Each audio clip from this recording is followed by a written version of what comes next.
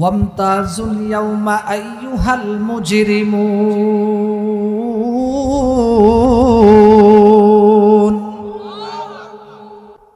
এই আয়াতের মধ্যে আল্লাহ বলে, এ দুনিয়ার মানুষ খুব ভালো করে শোনো, কিয়ামতের ময়দানটা যখন শুরু হয়ে যাবে, কিয়ামতের ময়দান, হাসরের ময়দান যেদিন শুরু হয়ে যাবে, এরপরে আল্লাহ তাআলা সমস্ত মানুষদেরকে উল্লেখ করে বলবেন, ওয়ামতাজ, আজকে আলাদা হয়ে যাও, পৃথক হয়ে যাও, কেউ এক জায়গা থাকতে পারবে না। ওয়ামতাজুল ইয়াউমা আইয়ুহাল মুজরিমুন, আজকে তোমরা আলাদা হয়ে যাও, পৃথক হয়ে যাও। আপনারা বলবেন, হুজুর কারা কারা কোন দিকে যাবে? আল্লাহ বলবেন, তাফসীরের কিতাবের মধ্যে লেখে, যারা জান্নাতি আল্লাহ বলবে তোমরা ডান দিকে যাও, যারা জাহান্নামী তারা বাম দিকে যাও। আল্লাহ বলবে জান্নাতীরা ডান পাশে অপেক্ষা করো, আর যারা জাহান্নামী তারা এই পাশে আসো। যারা নাফরমান, যারা মুনাফিক, যারা আমার হুকুম মানো নাই, আমি আল্লাহর হুকুম মানো নাই, কোরআনে কারিমের হুকুম মানো নাই, আমি আল্লাহর হুকুম মানো নাই, আমার রাসূলের তরিকা অনুযায়ী চলো নাই, আমার নবীজির সুন্নাত অনুযায়ী চলো নাই, মুনাফিকগিরি করেছো, জাহিলিয়াতগিরি করেছো, আমার হুকুম মানো নাই, মুনাফিকগিরি করেছো, নামাজ পড়ো নাই, রোজা রাখো নাই, দান সাদাকা করো নাই, কিছুই করো নাই, বাম দিকে দাঁড়াও, বাম দিকে দাঁড়াবে। এবার খুব ভালো করে শুনবেন, দুনিয়ার ভিতরে মনে করেন 1 কোটি মানুষ আছে, বাংলাদেশের প্রধানমন্ত্রী বলল, যারা ভালো মানুষ নেককার তারা ডান দিকে দাঁড়াও, যারা বেঈমান, যারা নাফরমান, যারা মুনাফিক, যারা নাপাক, যারা খারাপ মানুষ তারা বাম দিকে দাঁড়াও। এবার বলেন তো দেখি, সব মানুষ কোন দিকে দাঁড়াবে? আমার ভাইরা রে, খুব ভালো করে লক্ষ্য করা লাগবে। আল্লাহর পয়গম্বর বলেন, আল্লাহ পাক কোরআনে কারীমের মধ্যে বলেন, দুনিয়ার ভিতরে ধোঁকা দেওয়ার সুযোগ আছে, কারণ প্রধানমন্ত্রী জানে না কে মুনাফিক, কে কাফের, কে বেঈমান, কে বেনামাজি, জানে নাকি? জানে না। অথচ কিন্তু আমি আপনাদের কাছে বলতে চাই, দুনিয়ার ভিতরে ধোঁকা দেওয়া যায়, কিন্তু কিয়ামতের ময়দানে আল্লাহ যখন বলবে দুনিয়ার ভিতরে ভালো মানুষ আর খারাপ মানুষ সমাজে একসাথে বসবাস করছো, আমি কিছু বলি নাই, আমি সুযোগ দিছিলাম। এরে যুবক, এরে আব্বাজান, এরে পর্দার আড়ালের আম্মা জানেরা, আল্লাহ তাআলা কিয়ামতের দিন ডাক দিয়ে বলবে, এ দুনিয়ার মানুষ, দুনিয়ার ভিতরে বিভিন্ন মানুষ, খারাপ মানুষ, ভালো মানুষ একসাথে চলাফেরা করছো, একসাথে থাকছো, আমি আল্লাহ কিছু বলি নাই, আমি আল্লাহ কিছু বলি নাই। এ বান্দা, আজকে কিয়ামতের ময়দান, আজকের কিয়ামতের ময়দানে আমি আল্লাহ ভালো মানুষকে, রে যুবক, ভালো মানুষকে আমি আল্লাহ ডান দিকে দাঁড়াইতে বলবো রে, আর যারা খারাপ মানুষ তাদেরকে বাম দিকে দাঁড়াইতে বলবো। এবার যারা খারাপ মানুষ তারা ডান দিকে একটু মাথা ঘুরানি দিয়ে যাইতে চাবে, ফেরেশতা ডাক দিয়ে বলবে, এ নাফরমান, এ মুনাফিক, কোন দিকে যাস? আল্লাহ কি বলছে শোনস নাই? বলবে শুনছি তো। এরপরে ডাক দিয়ে বলবে, তাহলে তুমি মুনাফিক এদিক যাও কেন? আরে বলবে, ফেরেশতার দল, আমি মুনাফিক না, আমি ভালো মানুষ ছিলাম। ফেরেশতা ডাক দিয়ে বলবে, মুনাফিক, তুই মিথ্যা বলছিস, তুই মুনাফিক ছিলি, তুই বেনামাজি ছিলি, তুই জালেম ছিলি, তুই নাফরমান ছিলি। এ যুবক, জামালপুরের এলাকার মানুষ, শেরপুরবাসীর এলাকার মানুষ, এ আমার আম্মা জান, খুব ভালো করিয়া লক্ষ্য করেন, হাসরের মাঠের মধ্যে আল্লাহ তাআলা ডাক দিয়ে বলবে, এ দুনিয়ার মানুষ, আজকে ফাঁকি দেওয়ার সুযোগ নাই। দুনিয়ার মধ্যে তোমরা ফাঁকি দিছিলে, আজকে ফাঁকি দেওয়ার সুযোগ নাই। এরে মানুষ, আল্লাহ যখন ডাক দিয়ে বলবে, দুনিয়াতে ফাঁকি দিছিলি, আজকে ফাঁকি দেওয়ার সময় নাই। এবার ফেরে, কারণ মজার কথা হলো, প্রত্যেকটা মানুষের সাথে আল্লাহ একজন করে ফেরেশতা নিযুক্ত করে দিবে, যাতে উল্টাপাল্টা না করতে পারে। আল্লাহ তাআলা ওই ফেরেশতাকে এই ক্ষমতাটা দিয়ে দিবে, কে মুনাফিক আর কে ভালো মানুষ এইটাও পার্থক্য করতে পারবে। কারণ কিয়ামতের ময়দানে যারা নামাজি মানুষ, যারা শীতের মধ্যে ঠান্ডা পানি দিয়া ওযু বানাবে, 5 ওয়াক্ত নামাজ যারা নিয়মিত আদায় করবে, যারা 5 ওয়াক্ত নামাজে ওযু করবে, কিয়ামতের ময়দানে হাসরের মাঠে যারা জান্নাতি তাদের কপাল গোলা, সিজদার জায়গা গোলা, হাতের জায়গা গোলা, ওযুর অঙ্গ গোলা চমকাইতে থাকবে, চমকাইতে থাকবে। জোরে বলেন সুবহানাল্লাহ। हुरे गिलमन जितने नियामत है तू, सबसे बेहतर नियामते दीदार तू, जन्नतो तो जब से या रब क्या करो, आरजू है मैं तुझे भी खा करो। এবার আল্লাহ ওই মুনাফিকদেরকে দেখে চিনবেন, কারণ মুনাফিকের চেহারা আল্লাহ কালো বানায় দিবে। মনে হয় বুঝাইতে পারে নাই। এরে যুবক, কিয়ামতের ময়দানে যারা নামাজি, যারা দিনদার, যারা পরহেজগার, যারা তাহাজ্জুদ গুজার, যারা ভালো মানুষ, যারা মা বাবার খেদমত করবে, যারা মা বাবাকে রাজি খুশি করতে পারবে, যারা আল্লাহকে রাজি খুশি করতে পারবে, কিয়ামতের ময়দানে তাদের চেহারা চমকাইতে থাকবে, পূর্ণিমার আলোর চাইতে অধিক চমকাইতে থাকবে। জান্নাতের ফেরেশতারা এদেরকে দেখে দেখে জান্নাতের দিকে নিয়ে যাবে। আমার বাইরে রে, দুঃখজনক কথা হলো রে, আর যারা জাহান্নামী হবে তাদের চেহারা কালো হয়ে যাবে, তাদের চেহারায় কোনো নূর থাকবে না, আলো থাকবে না, তারা আফসোস করতে থাকবে, আফসোস করতে থাকবে। আল্লাহ ডাক দিয়ে বলবে, এ খারাপ মানুষ, বেঈমানের দল, মুনাফিকের দল, দুনিয়ার ভিতরে আমি আল্লাহ চক্ষু দিছিলাম, কিন্তু আমার চোখ দিয়া তুই কোনোদিন কোরআনে কারিম তেলাওয়াত করিস না। আমার আল্লাহ ডাক দিয়ে বলবে, দুনিয়ার ভিতরে তোকে আমি চোখ দিয়েছিলাম, মূল্যবান চোখ, সুন্দর করে তোরে চোখ বানাই দিয়েছিলাম, কিন্তু তুই চোখ দেয়া কোনোদিন পবিত্র জিনিস দেখোস নাই। শুধু মোবাইলে নাচ গান দেখেছো, অশ্লীল ছবি দেখেছো, উলঙ্গ ছবি দেখেছো, অশ্লীল পর্নোগ্রাফি দেখেছো, বিভিন্ন টেলিভিশনের পর্দা দেখেছো, চার দোকানে শুধু টেলিভিশন দেখছো, হারাম মহিলার দিকে তাকাইছো, বেগানা নারীর দিকে তাকাইছো, বিপর্দা নারীর দিকে তাকাইছো, হারাম জিনিসের দিকে তাকাইছো, অথচ তুমি এই চক্ষু দিয়া কোনো সময় ভালো জিনিসের দিকে তাকাও নাই। এটা ফরমান। শুধু তাই না, শুধু তাই নয়, আমি তোমাকে এত সুন্দর করে হাত দিছিলাম, এই হাত দিয়ে তুমি ভালো কাজ করো নাই, শুধু খারাপ কাজ করেছো, মানুষের উপরে জুলুম করেছো, মানুষের উপরে অত্যাচার করেছো, গরিবের উপরে হাত দিয়ে প্রহার করেছো, মারধর করেছো। শুধু তাই নয়, আমি তোমাকে জবান দিয়েছিলাম, তোমার মাকে মা বলে ডাকছো, তোমার বাবাকে বাবা বলে ডাকছো, তোমার সন্তানকে আব্বু আম্মু করে ডাকছো, এলাকার লিডারকে লিডার বলে ডাকছো, নেতারে বস বলে ডাকছো, এমপি রে এমপি বলে ডাকছো, তোমার খালারে খালা বলে ডাক দিছো, ভাইরে ভাই বলে ডাক দিছো। অথচ সেই জবান দিয়া তোমার মাকে ডাকছো, তোমার বাবারে ডাকছো, তোমার আত্মীয় স্বজনরে ডাকছো, ওই জবান দিয়েছিলাম তো আমি আল্লাহ। এত সুন্দর করে তোরে আমি জবান দিছিলাম, আমি আল্লাহরে ডাকস নাই।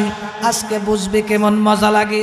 এত সুন্দর করে তোরে আমি একটা কলব দিছিলাম, কলব দিয়া তুই কোনোদিন আমি আল্লাহর যে ইবাদত করবি, নামাজ যে পড়া লাগবে, তোর যে একদিন কবরে যাওয়া লাগবে, কোনোদিন কলব দিয়া অন্তর দিয়া ফিকির করস নাই। তোর যে কবরের প্রস্তুতি নেওয়া লাগবে, কোনোদিন কবরের প্রস্তুতির ফিকিরও করো নাই। আল্লাহ ডাক দেয়া বলে, এ দুনিয়ার মানুষ, কত সুন্দর করে আমি আল্লাহ তাআলা এই জমিনটাকে বানাইছি, কত সুন্দর করে আমি আল্লাহ তাআলা বৃক্ষলতা তরুলতা গাছগাছালি বানাইছি, কত সুন্দর করে আমি আল্লাহ গাছপালা তরুলতা বানাইছি, কত সুন্দর করে আমি আল্লাহ সমুদ্র চন্দ্র সূর্য নক্ষত্র তারকাকে আমি আল্লাহ বানাইছি, কত সুন্দর করে আমি আল্লাহ মানুষ বানাইছি। এ বান্দা, তোর চেহারার দিকে তাকায় দেখ, কত সুন্দর করে তোর চক্ষুটাকে আমি আল্লাহ বানাইছি, কত সুন্দর করে তোর নাকটাকে আমি আল্লাহ বানাইছি, কত সুন্দর করে দুটা কানকে বানাইছি, কত সুন্দর করে তোমার দাঁতগুলা বানাইছি, কত সুন্দর করে আমি আল্লাহ তোমার জিহ্বাটারে বানাইছি, কত সুন্দর করে তোমার বডিটা বানাইছি। এরে আল্লাহর বান্দা, কেন বানাইলাম কেন? এর একমাত্র কারণ হলো আমি আল্লাহর ইবাদত গোলামি করবা। আল্লাহর গোলামি করা দরকার আছে না নাই? এই দুনিয়াটাকে সৃষ্টি করার পরে এরপরে আমি আল্লাহ আসমান বানাইলাম, যে আসমানের ভিতরে একটা খুঁটিও নাই, একদম খুঁটিবিহীন। দুনিয়ার ভিতরে আমরা সামান্য কোনো জিনিস দেখলে অবাক হয়ে যাই, চোখ কপালে উঠে যায়, এত বড় বিল্ডিং কিভাবে বানাইলো, ঠিক কিনা বলেন? অথচ এত বড় আসমান, একটা খুঁটি নাই। আল্লাহু আকবার! একটা খুঁটি নাই, একটা খুঁটি নাই। আল্লাহ বলে আমার আসমান নিয়ে তোমরা ফিকির করো, আমার সৃষ্টি নিয়ে ফিকির করো। দুনিয়ার ভিতরে মানুষ যখন কোনো কিছু বানায়, তাদের বানানোর ভিতরে একসময় ভুল হয়, এক এক সময় এক এক রকম হয়ে যায়, কিন্তু আমার নিয়মের ভিতরে কোনো ভুল নাই। আম গাছে প্রতি বছর আমই ধরে, কোনোদিন কি দেখছেন কাঁঠাল ধরছে? কাঁঠাল ধরে নাই। কাঁঠাল গাছে সারা জীবন কাঁঠাল ধরে, পেঁপা গাছে সারা জীবন পেঁপা ধরে, লিচু গাছে সারা জীবন লিচি ধরে। আল্লাহ বলে আমার কোনো সৃষ্টির ভিতরে ভুল নাই, আমার কোরআনের মধ্যে ভুল নাই। এত সুন্দর করে আমি আল্লাহ তোদেরকে বানাইলাম, কত সুন্দর করে আমি আল্লাহ গাছপালা তরুলতা বানাইছি, কত সুন্দর করে আমি আল্লাহ সমুদ্র, চন্দ্র, সূর্য, নক্ষত্র, তারকাকে আমি আল্লাহ বানাইছি, কত সুন্দর করে আমি আল্লাহ মানুষ বানাইছি। এ বান্দা, তোর চেহারার দিকে তাকায় দেখ, কত সুন্দর করে তোর চক্ষুটাকে আমি আল্লাহ বানাইছি, কত সুন্দর করে তোর নাকটাকে আমি আল্লাহ বানাইছি, কত সুন্দর করে দুটা কানকে বানাইছি, কত সুন্দর করে তোমার দাঁতগুলা বানাইছি, কত সুন্দর করে আমি আল্লাহ তোমার জিহ্বাটারে বানাইছি, কত সুন্দর করে তোমার বডিটা বানাইছি। এরে আল্লাহর বান্দা, কেন বানাইলাম কেন? এর একমাত্র কারণ হলো আমি আল্লাহর ইবাদত গোলামি করবা। আল্লাহর গোলামি করা দরকার আছে না নাই? আমার ভাইরা রে, কিয়ামতের ময়দান যেদিন শুরু হয়ে যাবে, আল্লাহ পাক রব্বুল আলামিন এবার জান্নাতীদেরকে ডাক দিয়ে বলবে, এ জান্নাতীরা, তোদের কোনো টেনশন নাই, তোরা আমার হুকুম মানছস, শেষ রাত্রে উঠিয়া তাহাজ্জুদের নামাজ পড়ছো, আমল করছো, কোরআন পড়ছো, শেষ রাতে উঠিয়া ঠান্ডা পানি দিয়ে ওযু বানাইছো, হারাম কাজ করার সুযোগ ছিল, আমি আল্লাহরে ভয় করিয়া হারাম কাজ করো নাই, গুনাহের কাজ করার সুযোগ ছিল, জিনা করার সুযোগ ছিল, সুদ খাওয়ার সুযোগ ছিল, হারাম কাজ করার সুযোগ ছিল, আমি আল্লাহরে ভয় করিয়া হারাম কাজ করো নাই। আরে বান্দা, আজকে তোর ভয় নাই, ফালা খাউফুন আলাইহিম ওয়ালা হুম ইয়াহজানুন। আল্লাহ ডাক দেয়া বলবে, এ জান্নাতি বান্দা, আজকে তোর কোনো টেনশন নাই, কোনো ভয় নাই। দুনিয়ার মধ্যে তুমি অনেক কষ্ট করেছো, অনেক কষ্ট করে আমল করেছো, স্ত্রীকে পর্দায় রাখছো, অনেক কষ্ট করিয়া 5 ওয়াক্ত নামাজ পড়ছো, মা বাবার খেদমত করেছো। আমি আল্লাহ তোমার উপরে রাজি খুশি হয়ে গেলাম। তোমাদের জন্য আমি আল্লাহ ভিআইপি জায়গা রাইখা দিছি। ওই যে সুন্দর জান্নাত দেখা যায়, জান্নাতে চলে যায়। আর যারা জাহান্নামী হবে, আল্লাহ ডাক দিয়ে বলবে, এ নাফরমান, তোদের সাথে আজকে আমার আর কোনো কথা নাই, কোনো কথা নাই, বিনা হিসাবে তোরা জাহান্নামে যা। জোরে কন্যা নাউযুবিল্লাহ। জাহান্নামের আগুন মাবুদ সইতে পারবো না,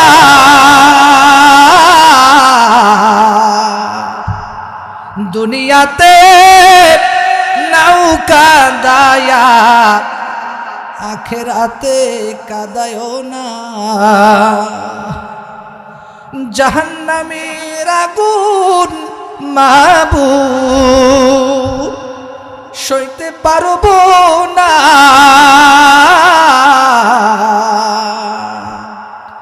দুনিয়াতে নাও কাদায়া আখেরাতে কাদায়ও না।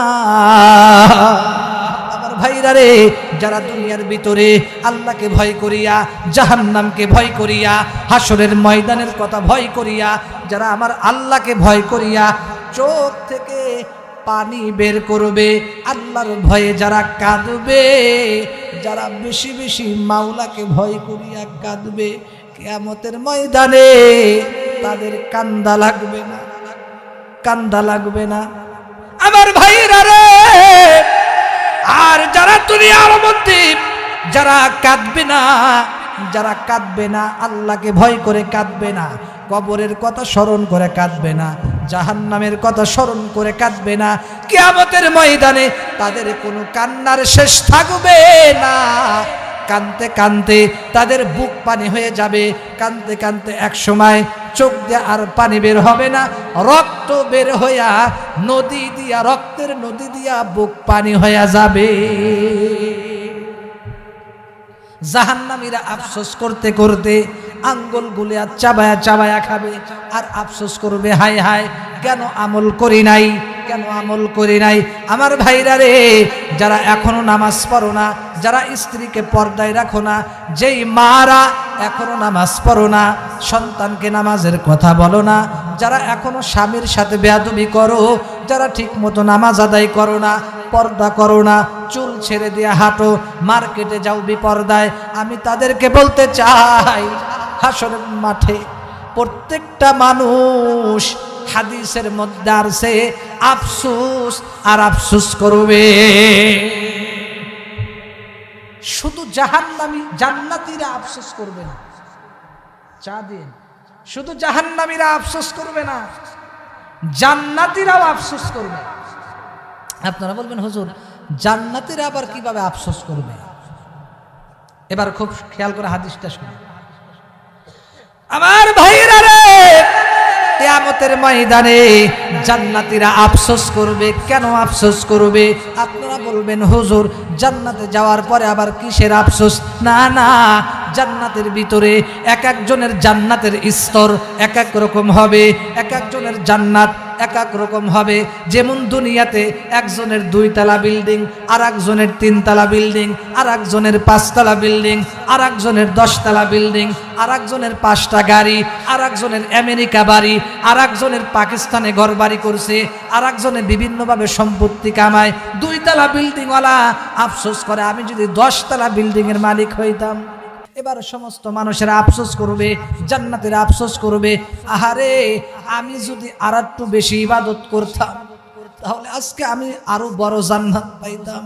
আহারে তাহাজ্জুদ গুজার ব্যক্তিও আফসোস করবে, আহারে আমি অমুক ব্যক্তি তাহাজ্জুদের নামাজ পড়ছে 2 ঘন্টা ভরে, আমি পড়ছি প্রতিদিন 1 ঘন্টা, অমুক ভাই পড়ছে প্রতিদিন তাহাজ্জুদের নামাজ 2 ঘন্টা, আমি যদি আরো 2 ঘন্টা বেশি তাহাজ্জুদের নামাজ পড়তাম তাহলে আজকে আমি তার চাইতে বড় জান্নাত পাইতাম।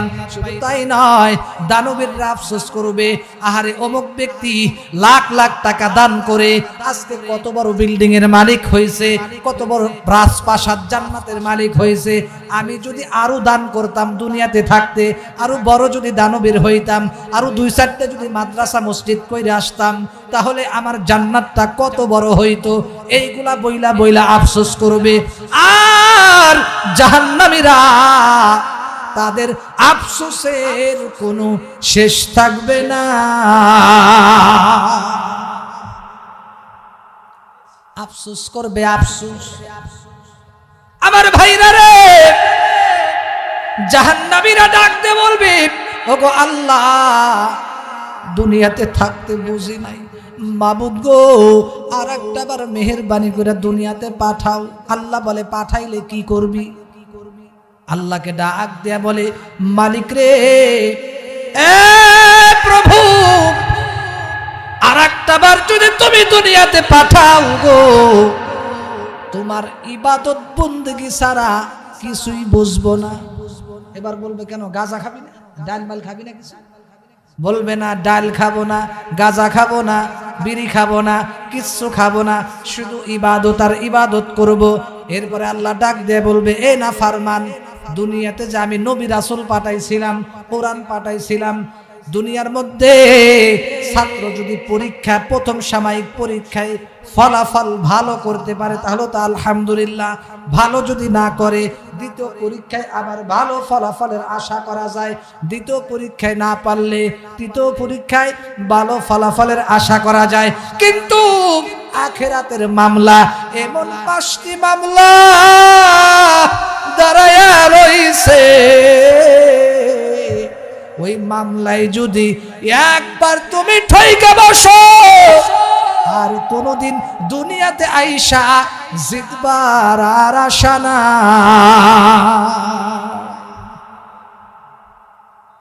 সেই জন্য প্রস্তুতি দুনিয়া থেকেই নিতে হবে, ঠিক কিনা বলেন? ওগো নবীর উম্মতেরা হইয়া আজি দিশাহারা, কুরআন হাদিস ছেড়ে চলো যখন যাহা চাই মনে, নবী বিনে কে পারাবে পুলসিরাত মিজানে, নবী বিনে কে পারাবে পুলসিরাত মিজানে।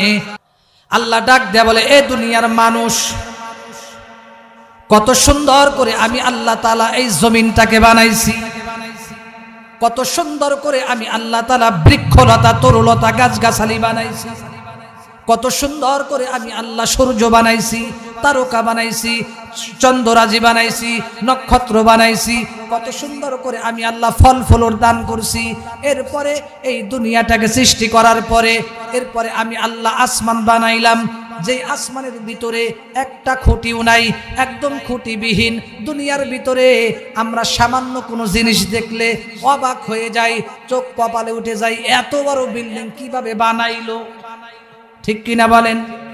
অথচ এত বড় আসমান, একটা খুঁটি নাই। আল্লাহু আকবার!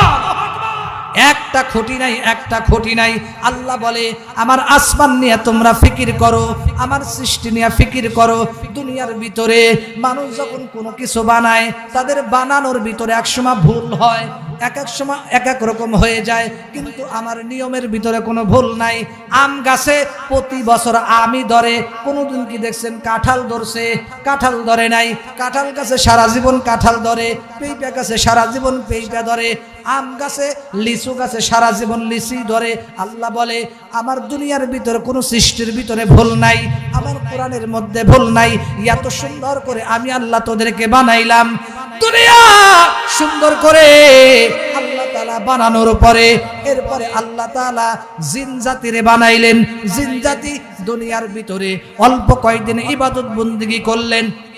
ইবাদত করতে করতে এক পর্যায়ে আল্লাহকে ডাকার আর কেউ বাকি থাকলো না, আর কেউ থাকলো না, সবাই নাফরমানে লিপ্ত হয়ে গেল। এরপরে আল্লাহ জিন জাতিকে এই দুনিয়া থেকে হটায় দিলেন, জঙ্গলের দিকে পাঠায় দিলেন। এরপরে আল্লাহ তাআলা ফেরেশতাদের সাথে পরামর্শ করলেন, ও ফেরেশতা, আমি আল্লাহ দুনিয়ার ভিতরে খলিফা বানাইতে চাই, মানুষ বানাইতে চাই। ফেরেশতারা ডাক দেয়া বলে, আল্লাহ, আমরাই তো আপনার ইবাদতের জন্য যথেষ্ট আছি। ওগো আল্লাহ, আমরাই তো ইবাদতের জন্য যথেষ্ট আছি, আর মানুষদেরকে বানানো দরকার নাই। দুনিয়াতে তারা ঝগড়া ফাসাদ করবে, মারামারি করবে, কাটাকাটি করবে, হানাহানি করবে, একজন আর একজনের মাথা ফাটাবে, দরকার নাই। আল্লাহ ডাক দিয়ে বলবে, না না, আমি যা জানি তোমরা তা জানো না। এরপরে আল্লাহ তাআলা দুনিয়ার ভিতরে মানুষদেরকে বানাইলেন। আল্লাহ পাক রব্বুল আলামিন তামাম পৃথিবীটাকে কিভাবে বানাইলেন শুনলে অবাক হয়ে যাবেন। আল্লাহ পাক রব্বুল আলামিন সূরা কফের মধ্যে বলেন, ওয়ামা খালাকনাস সামাওয়াতি ওয়াল আরদা ওয়ামা বাইনাহুমা ফি সিত্তাতি আইয়াম। রে দুনিয়ার মানুষ, খুব ভালো করে খেয়াল করো, আমি আল্লাহ তাআলা তামাম পৃথিবীকে, আসমান জমিন এবং এই উভয়ের মধ্যে যা কিছু আছে, আমি আল্লাহ ফি সিত্তাতি আইয়াম, 6 দিনের মধ্যে বানাইছি। হযরত আবু হুরায়রা রাদিয়াল্লাহু তাআলা আনহুকে আল্লাহর পয়গম্বর একদিন তার হাত ধরে আল্লাহর নবী ডাক দিয়ে বললেন, আবু হুরায়রা রে, এই জমিনটাকে আল্লাহ শনিবারের দিন বানাইছেন। আল্লাহ তাআলা ধারাবাহিকভাবে সিরিয়ালভাবে 6 দিনের মধ্যে আল্লাহ এত সুন্দর করে তামাম পৃথিবীকে সৃষ্টি করেছেন। শুধু তাই নয়, অবাক করার কথা হলো আল্লাহ বলে ফি সিত্তাতি আইয়াম, এ বান্দা এই 6 দিনের মধ্যে বানানোর কারণে আমি আল্লাহ সামান্য পরিমাণ ক্লান্ত হই না। 6 দিনে আল্লাহ এই তামাম পৃথিবী দুনিয়া বানানোর পরে বিন্দু পরিমাণও ক্লান্ত হয় নাই। সুবহানাল্লাহ বলবেন না? ওই খুঁটিহীন নীল আকাশ ভুবন মাঝে তুমি কুদরতি ইশারায় রেখেছো, ঠিক কিনা কোন? এই সবুজ শ্যামলের চিত্রখানি তুমি নিপুণ তোমার হাতে এঁকেছো।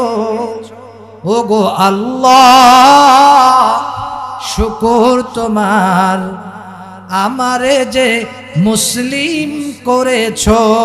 ঠিক কিনা বলেন? আমার ভাইরা রে, খুব ভালো করে লক্ষ্য করেন, এই যে এত সুন্দর করে আল্লাহ তাআলা আমাদেরকে বানাইলেন, এরপরে আল্লাহ ডাক দেয়া বলে, বান্দারে, দুনিয়ার মধ্যে যত কিছু আছে সবগুলাকে আমি আল্লাহ তোদের গোলামি করার জন্য বানাইছি, আর তোমাদেরকে বানাইছি একমাত্র আমি আল্লাহর ইবাদতের জন্য। আমার ভাইরা রে, শুধু তাই নয়, হাদিসের মধ্যে আছে যেই ব্যক্তির উপরে আল্লাহ খুশি হয়ে যায়, সাথে সাথে আল্লাহ হযরত জিবরাইল আলাইহিস সালামকে ডাক দেয়া বলে, ও জিবরাইল, অমুক বান্দার উপরে আমি আল্লাহ খুশি, তুমিও খুশি হয়ে যাও, তুমিও রাজি হয়ে যাও, অমুক বান্দাকে আমি আল্লাহ ভালোবাসি, তুমিও ভালোবাসো। এরপরে জিবরাইল তাকে ভালোবাসা শুরু করেন। জিবরাইল শুধু তাই নয়, আমার ভাইরা রে, জিবরাইল এই কথা শোনার সাথে সাথে আসমানের মধ্যে যত ফেরেশতারা আছে সমস্ত ফেরেশতাদেরকে ডাক দেয়া বলে, এ আসমানের সমস্ত ফেরেশতারা, অমুক বান্দাকে আল্লাহ ভালোবাসে, আমি জিবরাইল ভালোবাসি, তোমরাও ভালোবাসো। এরপরে সবাই তাকে ভালোবাসা শুরু করে। এরপরে আসমানের সমস্ত ফেরেশতারা, জমিনের ভিতরে যত ফেরেশতারা বিচরণ করে তাদেরকে ডাক দেয়া বলে, এ জমিনের ফেরেশতারা, তোমরা খেয়াল করে শোনো, অমুক বান্দার উপরে আল্লাহ খুশি, অমুক বান্দাকে আল্লাহ ভালোবাসে, জিবরাইল ভালোবাসে, আসমানের আমরা সমস্ত ফেরেশতারা ভালোবাসি, অতএব তোমরাও ভালোবাসা শুরু করে দাও। এরপরে সাথে সাথে আসমানের সমস্ত ফেরেশতারা ওই বান্দাকে ভালোবাসা শুরু করে। এরপরে কিতাবের মধ্যে লেখে, জমিনে বিচারণকারী সমস্ত ফেরেশতারা সমস্ত মাখলুকদেরকে ডাক দেয়া বলে, এ দুনিয়ার মাখলুকেরা, খুব ভালো করিয়া শোনো, ভালো করিয়া শোনো। অর্থাৎ গর্তের পিপিলিকা থেকে সমুদ্রের মাছ পর্যন্ত সবাইকে লক্ষ্য করিয়া বলে, অমুক বান্দাকে আল্লাহ ভালোবাসে, জিবরাইল ভালোবাসে, আসমানের ফেরেশতারা ভালোবাসে, আমরাও ভালোবাসি, এবার তোমরাও ভালোবাসা শুরু করো। আমার ভাইরা রে, কিতাবের মধ্যে লেখে, এবার ওই বান্দাকে তমাম পৃথিবীর সমস্ত মানুষ সহকারে, আল্লাহ থেকে শুরু করে তমাম পৃথিবীর সমস্ত মানুষ মাখলুকাত সবাই ওই বান্দাকে ভালোবাসে। এবার আমি আপনাদের কাছে জানতে চাই, সবাই আপনাকে ভালোবাসুক, এটা চান কি চান না? আসলেই চান। তাহলে কিন্তু নামাজ পড়া লাগবে 5 ওয়াক্ত। আমার ভাইরা রে, আমার মা বোনদেরকেও বলছি, 5 ওয়াক্ত নামাজ যতই কষ্ট হোক না কেন, 5 ওয়াক্ত নামাজ জামাতের সাথে পড়া লাগবে, ঠিক কিনা বলেন? শুধু তাই নয়, স্ত্রীকে খাস পর্দা করান লাগবে। মা বোনদেরকে বলছি, আপনারা যদি জান্নাতে যাইতে চান তাহলে আপনাদের সহজ আমল হলো 4টা আমল করতে হবে। 1 নাম্বার, মা বোনদেরকে বলছি, যেহেতু কষ্ট করে মাহফিলে আসছেন আপনাদেরকে বলছি, 1 নাম্বার 5 ওয়াক্ত নামাজ পড়বেন। 2 নাম্বার, রমজানের রোজা রাখবেন। 3 নাম্বার, খাস পর্দা করবেন। 4 নাম্বার, স্বামীর খেদমত করবেন। মজার কথা হলো জান্নাতের ভিতরে আপনারা সবাই হযরত আদম পয়গম্বরের মতো 60 ফিট উঁচা লম্বা হবেন। এই 3 ফিট 2 ফিট খাটো থাকবেন না। আফসোস করেন যদি লম্বা হইতাম। আপনারা যারা আফসোস করেন, আরে অমুক ব্যক্তির চেহারাটা কত সুন্দর, আমার চেহারাটা যদি ওই রকম সুন্দর হইতো, আমি যদি আরো লম্বা হইতাম। জান্নাতের ভিতরে প্রত্যেকটা জান্নাতীরা 33 বছরের ভরা যুবক হবে। শুধু তাই নয়, এই যে 33 বছর যে থাকবে, একদিন বাড়বেও না কমবেও না, সারা জীবন 33 বছর থাকবে। সুবহানাল্লাহ বললেন। এরপরে আজকে কত মানুষ কণ্ঠের পাগল হয়, কণ্ঠের জন্য আফসোস করে, আরে অমুকের কণ্ঠটা কত সুন্দর, আমার কণ্ঠ যদি সুন্দর থাকতো তাহলে আমার কত ভালো হইতো। ঠিক কিনা বলেন? গজল গায় অনেকে, যেতে হবে খালি হাতে, যেতে হবে খালি হাতে, সঙ্গে কিছু যাবে না, 3.5 হাত জায়গা পাবি, পাবি না রে বিছানা। গাইলে ভালো লাগে না? অনেকের যাদের কণ্ঠ নাই আফসোস করে, কি করে? কিন্তু মজার কথা হচ্ছে জান্নাতের ভিতরে প্রত্যেকটা জান্নাতীর চেহারা ইউসুফ নবীর মতো সুন্দর হবে। চান না? চান তো? দুনিয়াতে জান্নাতে কেউ কালো থাকবেন না, খাটো থাকবেন না, আদম নবীর মতো 60 ফিট লম্বা থাকবে। যৌবনের কোনো ঘাটতি থাকবে না। দুনিয়াতে তো অনেক যুবক যৌবন নিয়ে টেনশন করে, আছে না নাই? কলকাতা হারবাল, ইন্ডিয়া হারবাল, কত হারবালের পোস্টার রে ভাই, ঠিক কিনা বলেন? আরে মিয়া, দুনিয়াতে তো যৌবন নিয়ে টেনশন করেন। আল্লাহর নবীকে সাহাবীরা প্রশ্ন করলো, নবী গো, জান্নাতের ভিতরে ওইটা আছে নাকি? সাহাবীরা ডাক দেয়া বলে, নবী গো, জান্নাতের ভিতরে ওই জিনিসটা আছে নাকি? বোঝেন নাই কোন জিনিসটা? আমি এত ভাঙতে বলবো না, বুঝছেন তো? সাহাবীদেরকে পয়গম্বর ডাক দেয়া বলে, এ আমার সাহাবীরা, তোমরা বললা কি ওই জিনিসটা নাই? মানে নাই মানে কে বলছে? আল্লাহর নবী ডাক দেয়া বললেন, ও আমার সাহাবীরা শোনো, জান্নাতের ভিতরে, দুনিয়ার ভিতরে তোমাদের তো যৌবন থাকে শুধুমাত্র 40 থেকে 50 বছর পর্যন্ত। জান্নাতের ভিতরে আল্লাহ তাআলা 100 জন যুবকের যৌন শক্তি দান করবে। এত আস্তে সুবহানাল্লাহ কইলেন, জোরে কন সুবহানাল্লাহ।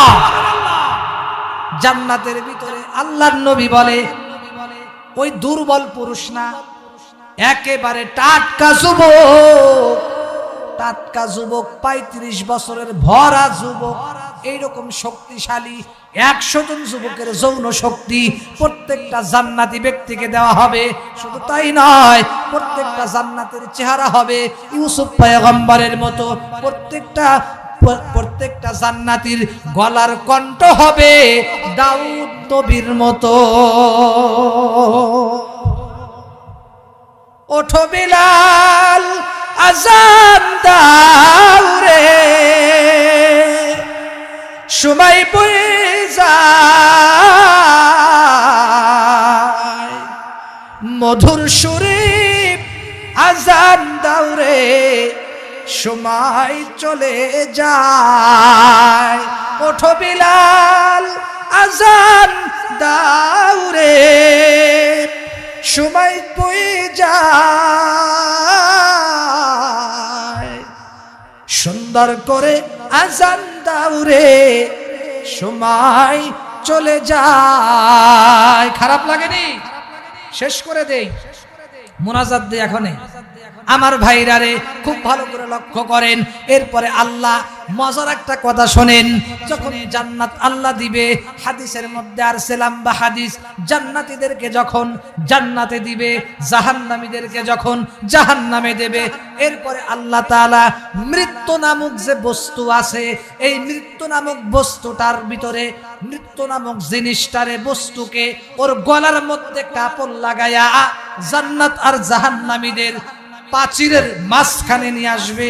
নিয়ে আসার পরে এরপরে আল্লাহ পাক রব্বুল আলামিন জান্নাতীদেরকে জান্নাতে প্রবেশ করায়া, জাহান্নামীদেরকে জাহান্নামে প্রবেশ করায়া আল্লাহ ডাক দিয়ে বলবে, এ জান্নাতীরা, দেখো এই মৃত্যু নামক বস্তুটারে চেনো নাকি? এবার জান্নাতীরা বলবে, হা হা, আমরা চিনে ফেলেছি আল্লাহ। কেমনে চিনলা? ডাক দিয়ে বলবে, এই মৃত্যুটা দুনিয়াতে আমাদের জন্য নির্ধারণ ছিল, সেই মৃত্যুকে আজকে আমরা দেখতে পাচ্ছি। অর্থাৎ এই মৃত্যুটা একটা মানুষের আকৃতি ধারণ করবে।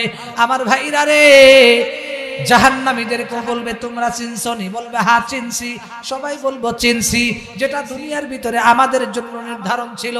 কুল্লু নাফসিন যায়িকাতুল মাউত।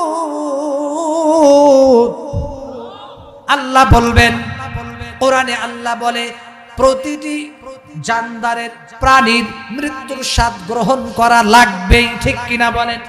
আমার ভাইরা রে, আমার বন্ধুরা, শুধু তাই নয়, শুধু তাই নয়, এরপরে যখন আল্লাহ জান্নাত দিবেন, জান্নাতে দেওয়ার আগে মজার একটা হাদিস শোনেন। এর আগে শুনছেন কিনা আমি জানি না, অনেক ভালো লাগবে, হাদিসটা শোনেন। আল্লাহর নবী বলেন, জান্নাতীদেরকে জান্নাতে, জাহান্নামীদেরকে জাহান্নামে দিয়া এরপরে আল্লাহ তাআলা ফেরেশতাদেরকে ডাক দিয়ে বলবে, এ ফেরেশতারা, এই মৃত্যু নামক জিনিসটাকে আজকে জবাই করো, জবাই। সুবহানাল্লাহ। অর্থাৎ জান্নাতীদেরকে জান্নাতে, জাহান্নামীদেরকে জাহান্নামে দেওয়ার পরে এরপরে আল্লাহ তাআলা তাদের সামনে মৃত্যু নামক বস্তুটাকে জবাই করে ফেলে। এরপরে আল্লাহ ডাক দিয়ে বলবে, এ জান্নাতীরা, খুব খেয়াল করিয়া শোনো, লা ইয়ামুতু ফিহা ওয়া লা ইয়াহইয়া। এই যে আজকের থেকে মৃত্যু নামক জিনিসটাকে জবাই করে ফেললাম, আর কোনদিন তোমাদের মৃত্যু হবে না, জান্নাতে চিরস্থায়ীভাবে শান্তি সুখে বসবাস করতে থাকো। সুবহানাল্লাহ কয় না? আর জাহান্নামীদেরকে বলবে, আর কোনোদিন মৃত্যু হবে না, চিরস্থায়ীভাবে জাহান্নামে থাকতে থাকো। এবার জান্নাতীদের আনন্দের উপরে আনন্দ থাকবে, জাহান্নামীদের দুঃখের উপরে দুঃখ থাকবে। সেই জন্য ভাই রে, যেই জিন্দেগীর শুরু আছে শেষ নাই, যেখানে মৃত্যু নাই, সেই জন্য তুচ্ছ দুনিয়ার পিছনে পড়িয়া এত বড় দামি জান্নাতটাকে হারায়েন না, বঞ্চিত। আমার ভাইরে, দুনিয়ার মধ্যে এই তুচ্ছ দুনিয়ার পিছনে পড়িয়া এত বড় জিন্দেগি, এই জান্নাতটাকে হারায়েন না। সেই জন্য সময় থাকতে, হায়াত থাকতে হিসাব করে দেখেন, যেই জিন্দেগিতে কোনোদিন মৃত্যু হবে না। দুনিয়াতে চাকরি করা লাগে, কত কিছু করা লাগে, তাহলে বাস জোটে। ঠিক কিনা কন? যত বড়ই ক্ষমতা হোক না কেন, ঠিক মতো বাড়িতে বাজার না করলে বাস জুটবে? বাস জুটবে? জুটবে না। যত বড় এমপি হন, বাজার যদি বাড়িতে ঠিক মতো না থাকে, টাকা যদি ঠিক মতো না কামান, আপনার খবর আছে, আপনার স্ত্রীও আপনার দেখতে পারবেন। কিন্তু জান্নাতের ভিতরে কোনো চাকরি করা লাগবে না, জান্নাতে কোনো টেনশন নাই, কিচ্ছু নাই, আরাম আর আরাম, শান্তি আর শান্তি। আমার ভাইরে, আমি কথা এখনই শেষ করব, অল্প সময়ের মধ্যে শেষ করে দেব। আমার ভাইরে, কিতাবের মধ্যে লেখে, এই গেল জান্নাতের আলোচনা। জান্নাতের আলোচনা যদি আরো করতে যাই অনেক লম্বা সময়। সেই জন্য আমরা জান্নাতে যাইতে চাই কি চাই না? জান্নাতে যাইতে চাইলে কিছু আমল আছে ভাই। কি আছে বলেন? আমল আছে। এর ভিতরে আল্লাহর হুকুম 1 নাম্বার মানা লাগবে, 2 নাম্বার অবিল ওয়ালিদাইনি ইহসানা, মা বাবার খেদমত করা লাগবে। ঠিক কি না? আজকে দুনিয়াতে অনেক মানুষ মা বাপকে কষ্ট দেয়, আছে না নাই? আমার ভাইরা রে, দুনিয়ার ভিতরে অনেক সন্তান মা বাপকে কষ্ট দেয়, মা বাপ তাদের উপরে নারাজ। খেয়াল রাখবেন, মা বাপ যাদের উপরে নারাজ, আল্লাহও কিন্তু তাদের উপরে নারাজ। ঠিক কিনা বলেন? আমার ভাইরা রে, খুব ভালো করে লক্ষ্য করবেন, খুব ভালো করে লক্ষ্য করবেন। যারা মা বাবাকে কষ্ট দিবে, যারা মা বাবার সাথে বেয়াদবি করবে, যারা উস্তাদদের সাথে বেয়াদবি করবে, আল্লাহ এদেরকে দুনিয়ার ভিতরে বড় বড় 5টা গজব দিবে। 5টা। জোরে বলেন কয়টা? আমার বাইরে 1 নাম্বার, যারা মা বাপের সাথে বেয়াদবি করবে, যারা মা বাপের খেদমত করবে না, যাদের উপরে মা বাপ নারাজ, আল্লাহর নবী বলে আল্লাহ পাক রব্বুল আলামিন দুনিয়ার ভিতরে তাদেরকে 1 নাম্বার যে গজব দিবে, সেই গজবটার নাম হলো এমন রোগ আল্লাহ তারে দিবে যেই রোগের কোনো চিকিৎসা না। সুবহানাল্লাহ। যেই রোগ দিবে আল্লাহ, যেই রোগের কোনো চিকিৎসা নাই। সুবহানাল্লাহ, নাউজুবিল্লাহ। জোরে খান। আমার ভাইরা রে, আল্লাহ নবী বলেন, খুব ভালো করে খেয়াল করেন, কিতাবের মধ্যে লেখে, যারা মা বাপের সাথে বেয়াদবি করবে, যারা উস্তাদদের সাথে বেয়াদবি করবে, আল্লাহ পাক তাদেরকে এমন রোগ দিবে যেই রোগের কোনো চিকিৎসা নাই। আপনি বলবেন, হুজুর আমি বাংলাদেশে চিকিৎসা করব না। আপনি আমেরিকা যাবেন, লন্ডন যাবেন, ভারত যাবেন, সিলেটে যাবেন, বিভিন্ন জায়গায় যাবেন, পাকিস্তানে যাবেন, আপনি চিকিৎসা পাবেন না। কারণ কিতাবে লেখা আছে, কিতাবের মধ্যে আছে, শুধু পাকিস্তান নয়, তাম পৃথিবীর মধ্যে যদি আপনি ঘুরিয়া বেড়ান, এমন রোগ আল্লাহ দিবে যেই রোগের কোনো চিকিৎসা না। 2 নম্বর ক্ষতি হলো, যারা মা বাবার সাথে বেয়াদবি করবে, যারা মা বাপকে কষ্ট দিবে, যারা মা বাপের খেদমত করবে না, যারা উস্তাদদের সাথে বেয়াদবি করবে, আল্লাহ তাআলা তাদেরকে সে যেখানেই যাবে সেখানেই লাঞ্ছিত, অপমানিত হবে। মানুষ তাকে থুতু নিক্ষেপ করবে। এক জায়গায় যাবে, মানুষ তাকে সম্মান করবে না, মানুষ তাকে বসার জন্য চেয়ার দিবে না, মানুষ তাকে স্বাগতম জানাবে না, মানুষ তাকে আহলান সাহলান জানাবে না। পৃথিবীর যেখানেই যাবে মানুষ তাকে জুতা পিটা করবে, জুতা দিয়া মুখের উপর বাড়ি মারবে, সম্মান করবে না। আমার ভাই রে, কিতাবের মধ্যে লেখে, সে যেখানেই যাবে লাঞ্ছিত, অপমানিত হবে। জোরে জোরে বলেন কথা ঠিক কিনা? আমার ভাইরা রে, 3 নম্বর ক্ষতি হলো, আল্লাহ পাক রব্বুল আলামিন তাদেরকে প্যারালাইসিসের রোগ দিবে। প্যারালাইসিস, মুখ বাঁকা হয়ে মরবে, হাত বাঁকা হয়ে মরবে, বিভিন্ন রোগে আক্রান্ত হয়ে মরবে। 4 নম্বর ক্ষতি হলো। 5 নম্বর ক্ষতি হলো, ওয়াকালে মরণ হবে। ওয়াকালে মরণ, ওয়াকালে মরণ হবে। কারণ মা বাবার বদদুয়া তো ওর উপরে আছে। হয়তো গাড়ির তলে পইরা মারা যাইতে পারে, বিভিন্ন জায়গায় টয়লেটের মধ্যে পইরা মারা যাইতে পারে, জুতার বাড়ি খেয়ে মারা যাইতে পারে। আমার ভাইরা রে, শুধু তাই নয়, আমার আম্মা জানেরাও খুব ভালো করিয়া শোনেন, বর্তমানে অনেক মা জাতি, 2 মিনিট আপনাদের কাছে চায় নিচ্ছি, কষ্ট হচ্ছে, চলবে তো ইনশাআল্লাহ? আমার ভাইরা রে, বর্তমানে অনেক মা বোনেরা আছে, শ্বশুর শাশুড়ি কাছে থাকুক, ছেলের কাছে থাকুক, এইটা চায়। এজরে কর না, কে চায় না? ঠিক কিনা? কার কার স্ত্রী চায় না? হাত তোলেন তো। মা বাপ কাছে থাকুক, বাসায় থাকুক, চাই না কার কার স্ত্রী? হাত তোলেন তো দেখি। ক্যামেরা দুর্বল না ভাই, ভাই না, সমস্যা নাই। অনেকে চিন্তা করে, হাই হাই হাত তুলে কি কালকে বাদ বন্ধ হয়ে যাবে? হাত তুলবো না হুজুর। আমার বাপুনারা রে, আমি আপনাদেরকে বলবো, যারা মা বাপকে কাছে রাখতে দ্বিধাবোধ করেন, যারা অসম্মান করেন, শ্বশুর শাশুড়ির যারা খেদমত করেন না, আপনি স্বর্ণের কালি দিয়া লেখা রাখেন, আপনিও কিন্তু মা একদিন শাশুড়ি হবেন, আপনিও কিন্তু একদিন নানি হবেন, আপনিও কিন্তু একদিন দাদি হবেন। আপনি যেদিন শাশুড়ি হবেন, আপনার ছেলে যেদিন বিয়ে করে আপনার বেটার বউ বাড়িতে নিয়ে আসবে, ছেলের বউ বাড়িতে নিয়ে আসবে, আপনার ছেলে যখন ঢাকা বাসা ভাড়া থাকবে, থাকবে, আপনার ছেলের বউ কিন্তু আপনাকে লাথি মেরে বের করে দিবে। ঠিক কিনা বলো? সেই জন্য এখন থেকে রেডি হও। মা বাবাকে যদি সম্মান করো, শ্বশুর শাশুড়ি যদি কাছে রাখো, তুমি যেদিন শাশুড়ি হইবা তোমার ছেলের বউ আরো চাবে মা বাপকে কাছে রাখো। মা বাপকে ছাড়া তো ভালোই লাগে না, তারা তো জান্নাতের টুকরা, তারা ঘরে থাকলে কতই না ভালো লাগে। আহারে আমরা ছেলে মানুষ যারা আছি আমরা কিন্তু চাই, ঠিক কিনা কন?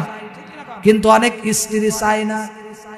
আমার বাইরা রে, মনে করেন আপনার শ্বশুর আপনার শাশুড়ি 2 দিন পরে বেড়াইতে আসবে, এবার দেখবেন আপনার স্ত্রীর পাক শাক প্রস্তুতি কাকে বলে। সোমবারে বেড়াইতে আসবে, এবার শনিবার থেকে আপনার কান গরম করা শুরু করবে, বলবে আমার বাবা কিন্তু হাঁসের গোশত খায়, এই যে দেখো আমার বাবা কিন্তু মুরগি খায়, আমার আব্বা কিন্তু দেশি মোরগ খায়, ওইটা খায়, দেশি মোরগ খায়, এরপরে দেশি মোরগের ডিম খায়, মুরগির ডিম খায়, কত কিছু, এরপরে নদীর মাছ খায়, এগুলা কিন্তু আনা লাগবে। ঠিক কিনা বলেন? আমার ভাই রে, আর দেখবেন যেদিন ছেলের বাবা মা আসে ওই দিন দেখবেন মুখটাকে কেমন যেন কালো বানায় রাখে। কথা বলেন না কেন? ভয় পাইতেছেন আপনারা? আমার মারে, আমার আম্মা জান, খবরদার খবরদার, ইনসাফ করবেন। আপনার মা বাপ আসলে যত খুশি হবেন, আপনার শ্বশুর শাশুড়ি আসলেও তত খুশি হবেন, কারণ আপনারাও কিন্তু একদিন শ্বশুর শাশুড়ি হবেন হবেন। ঠিক কিনা বলেন? আমি দোয়া করি আল্লাহ আপনাদের হায়াত দান করুক, আপনাদের সন্তানাদি দিয়া ভরপুর করে দিক, আপনারাও যেন একদিন শ্বশুর শাশুড়ি হইতে পারেন। আল্লাহ সবাইকেই কবুল করুক, বলেন আমিন। 5 নাম্বার ক্ষতি হলো যারা মা বাবার সাথে বেয়াদবি করবে, যারা মা বাপকে কষ্ট দিবে, মা বাপকে যারা কষ্ট দিবে, মা বাবার যারা খোঁজ খবর রাখবে না। আমার ভাইরা রে, আল্লাহর নবী বলে কিতাবের মধ্যে লেখে মরার সময় ওই নাফরমানের কালেমা নসিব হবে না। নাউজুবিল্লাহ বলেন। আজকে এই মা বাপকে অনেকেই কষ্ট দেয়। এবার বলেন তো দেখি, যদি মরার সময় কালেমা নসিব না হয় তাহলে এর কোনো উপায় থাকবে? কোনো উপায় থাকবে? এরপর আপনি যেখানেই যাবেন মানুষ খালি লাঞ্ছিত করে, তাহলে এই জিন্দেগির কোনো দাম আছে? সেন মা বাপের খেদমত করবে। আমার ভাইরা রে, আল্লাহর নবীকে সাহাবী ডাক দেয়া বলে, নবী গো খেদমত করব কার? নবীজি বলে উম্মুকা, তোমার মায়ের। এরপরে সাহাবী বলে এরপরে কার খেদমত করব? এরপরে সাহাবী ডাক দেয়া বলে তোমার, নবীজি ডাক দেয়া বলে তোমার মায়ের। তৃতীয়বার জিজ্ঞাসা করে নবী গো এরপরে কার খেদমত করব? সাহাবীকে ডাক দেয়া বলে এরপরেও তোমার মায়ের খেদমত করবা। চতুর্থবার ডাক দেয়া বলে এরপরে কার খেদমত করব? এরপরে আল্লাহর নবী বললেন আবুকা, এরপরে তোমার বাবা। আমার ভাইরা রে, আল্লাহর নবী ডাক দেয়া বলে, সাহাবীরা বললেন, প্রশ্ন করলেন নবীজি মায়ের খেদমত 3 বার, বাবার খেদমত 1 বার, এর কারণ কি? কিতাবের মধ্যে লেখে, কোরআনে কারীমের মধ্যে সূরা আহকাফের মধ্যে আল্লাহ বলেন ওয়াসাইনাল ইনসানা বিওয়ালিদাইহি ইহসানা। আল্লাহ পাক রব্বুল আলামিন বলে, এ দুনিয়ার মানুষ, আমি তোমার মায়ের মর্যাদা 3 গুণ বাড়ায় দেওয়ার কারণ 1 নম্বর কারণ হলো তোমার মা তোমাকে পেটে ধারণ করেছে, হামালাতহু উম্মুহু, তোমার মা তোমাকে 10 মাস 10 দিন পেটে ধারণ করেছে। আমার ভাই রে, এরপরে আল্লাহ পাক কোরআনের মধ্যে বলেন ওয়াহামলুহু ওয়া ফিসালুহু 30 শাহরা।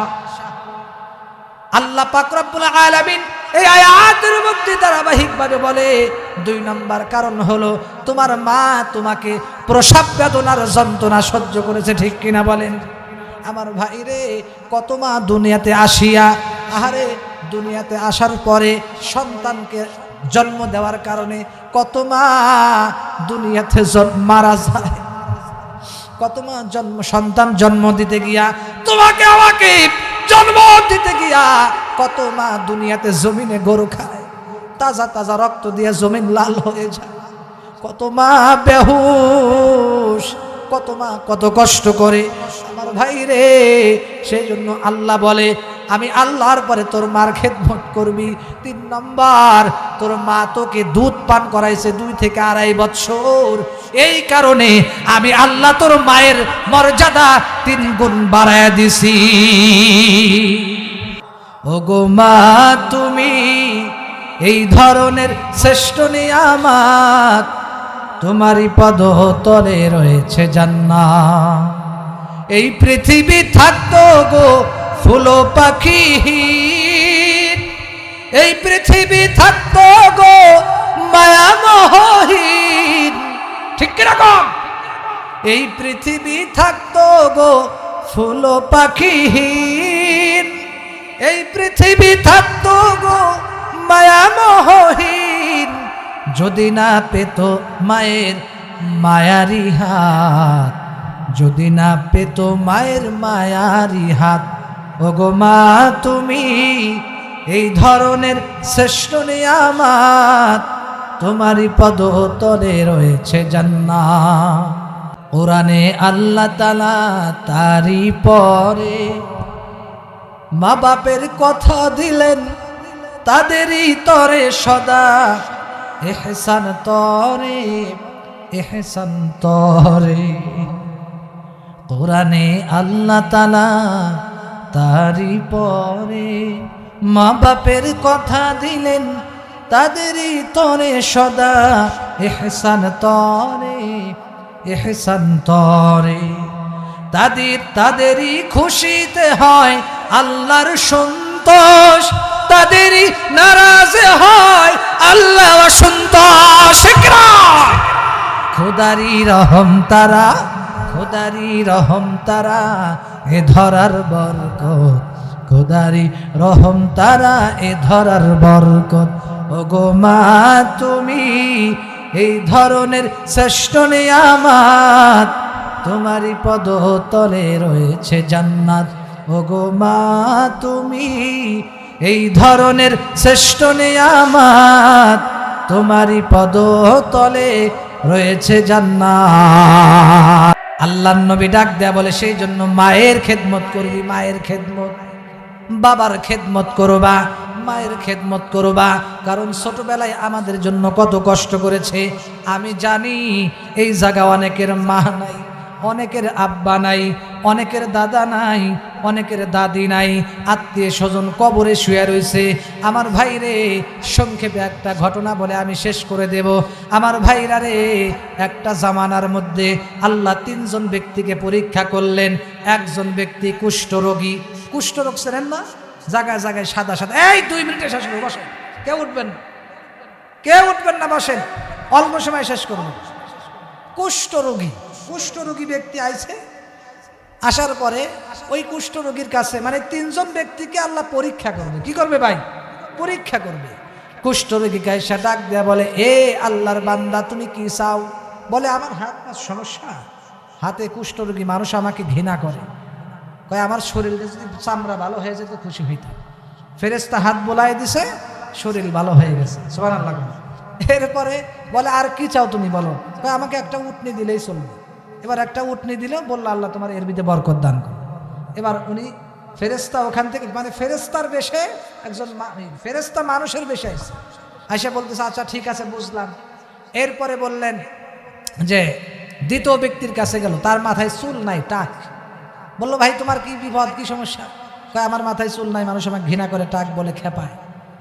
এবার মাথায় হাত বোলাই দিছে, সাথে সাথে চুল ভালো হয়ে গেছে। কয় তুমি কি চাও? আমাকে একটা গাবি দিলেই হবে। গাবি দিয়ে বললো আল্লাহ তোমার এর ভিতরে বরকত দান করো। কিতাবের কথা খুব ভালো করে খেয়াল করেন, কিতাব থেকে বলছে। 3 নম্বর ব্যক্তির কাছে গেছে, ওই ব্যক্তির চোখ অন্ধ, চোখে দেখে। বলতেছে তুমি কি চাও? আমার চোখ অন্ধ, কিছুই দেখতে পারি না। কিন্তু আমার চোখ ভালো হয়ে যেত, আমি আল্লাহর সৃষ্টি দেখতাম, মানুষকে দেখতাম, পৃথিবী দেখতাম। চোখে হাত বোলাই দিছে, চোখ সাথে সাথে ভালো হয়ে গেছে। এরপরে বলে তুমি কি চাও? আমার একটা বকরি হলেই হবে। বকরি দিয়ে বলছে আল্লাহ তোমাকে এর ভিতরে বরকত দান করো। এই কথা বলে ফেরেশতা, মানুষরূপী ফেরেশতা চলে গেছে। চলে যাওয়ার পরে 5 বছর 10 বছর অনেক বছর অতিবাহিত হয়ে গেছে। এবার এই যে 3 জনকে উটনি, গাভী ছাগল দিয়ে গেল।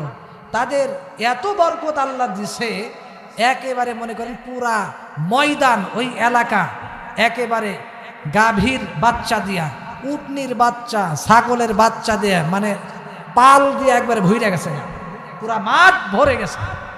অনেক বছর পরে ওই ফেরেশতা আবার মানুষের রূপে এসে বলতেছে, এ আল্লাহর বান্দা, আমি তো সফর করতে পথ ভুলে গেছি, আমার টাকা পয়সা নাই, বাড়িতে পোষার জন্য কত যে টাকা লাগবে এইটা নাই, যদি একটা আমাকে উটনি দিতা তাহলে আমি উটনি নিয়ে বাড়ি যাইতাম। এবার বলতেছে তোমাকে উটনি দেব?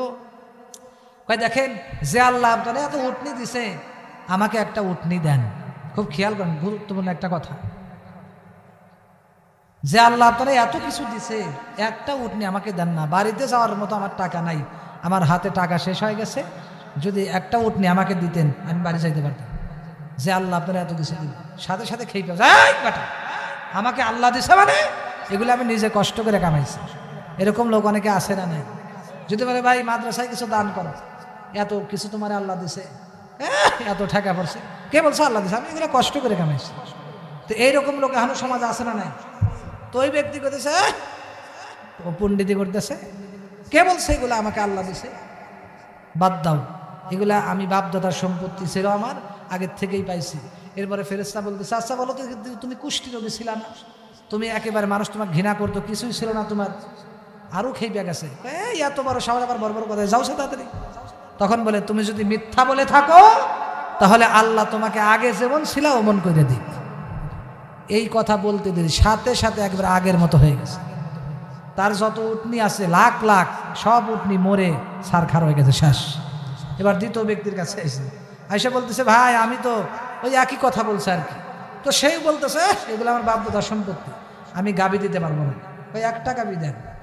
তখন যখন দিবেই না, তখন বলে, দেখো ভাই, একদিন কিন্তু তোমার মাথায় চুল ছিল না, তোমার কিছুই ছিল না, আল্লাহ তোমাকে এত নিয়ামত দিছে, এবার দেখো যদি একটা গাবি আমারে দিতা।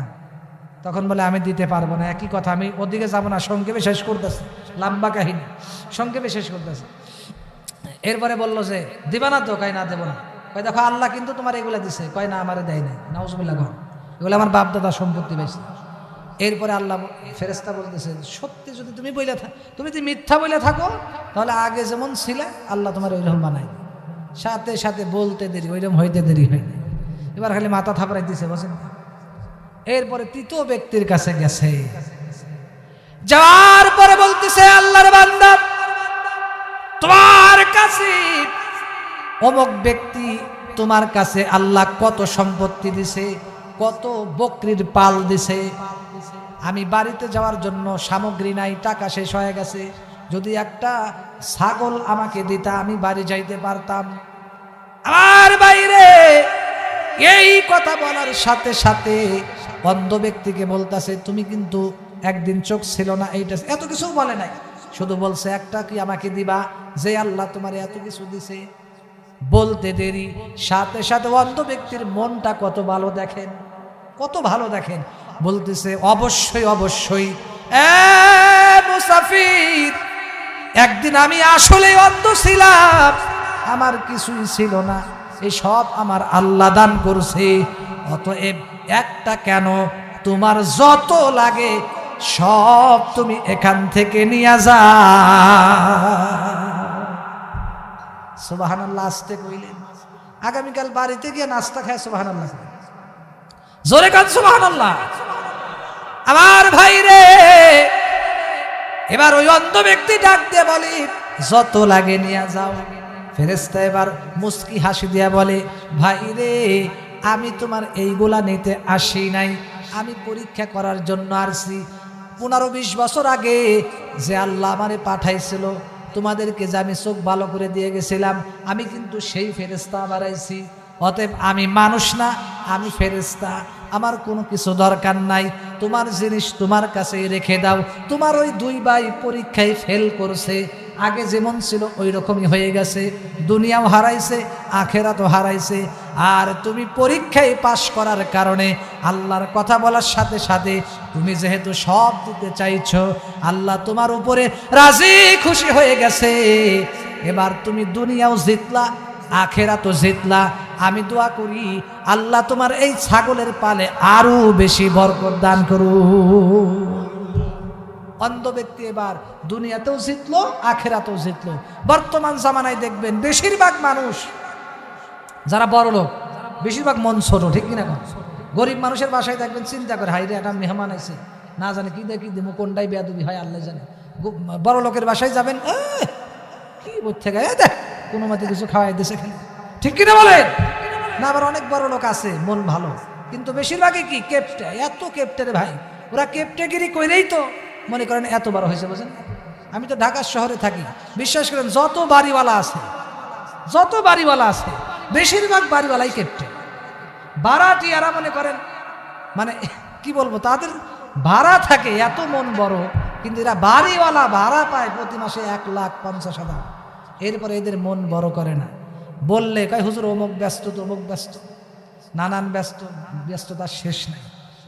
তখন আমি মনে মনে বলি কি, এই কেপটেগিরি করেই তো তোরা বড় লোক হয়েছিস, ঠিক কিনা বলেন? এই সম্পত্তি নিয়ে কেউ কবরে যাবে?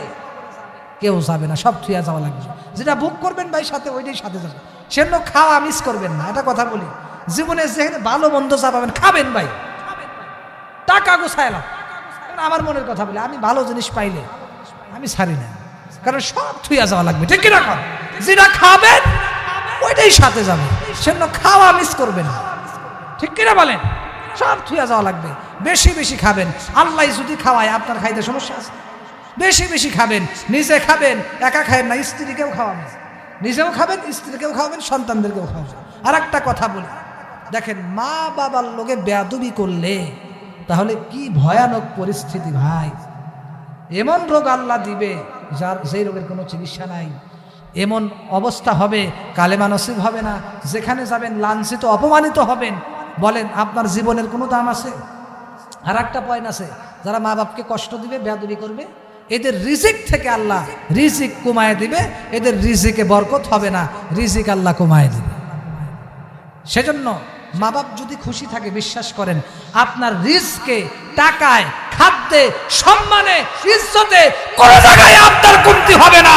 আল্লাহ আপনাকে সব জায়গায় বরকত দান করবে। সেটা মা বাবার খেদমত করবেন তো, মা বাপকে রাজি রাখবেন তো ইনশাআল্লাহ।